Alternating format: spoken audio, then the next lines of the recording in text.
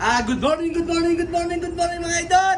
I miss you mga idol. Ito po si idol, maingay na naman po. Magandang linggo po sa araw na ito mga idol. Una po sa lahat, binabati ko po ang aming pong bakery. Anniversary po ng ang Kuya Pip Bakery.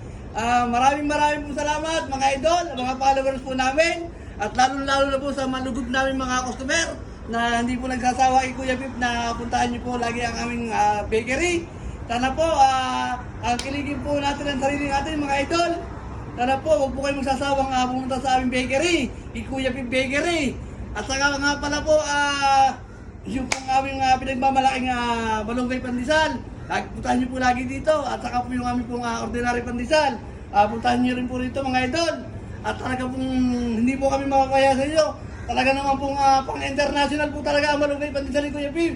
Dito lang po kay Kuya Pip niyo matatagpuan ang malunggay pandesal. Nag-iisa lang po yan. Dito lang po kay Kuya Pip. Wala pong katulad dito sa UAE. Kay Kuya Pip nyo lang po matatagpuan ang malunggay pandesal. At saka po yung aming pong napakalilamdam din po na regular pandesal. Talaga pong suwabe po talaga na panlasa natin mga Pinoy, mga idol. Kaya ano po pong nilatay ninyo mga idol? Harap na, punta na kay Kuya Pip Bakery. Maraming pong salamat. Happy anniversary Kuya Pip, Mangkusa Cafeteria. Punta na kayo, gising na mga idol. Magandang umaga po uli at mabuhay po tayong lahat mga idol. Maraming salamat.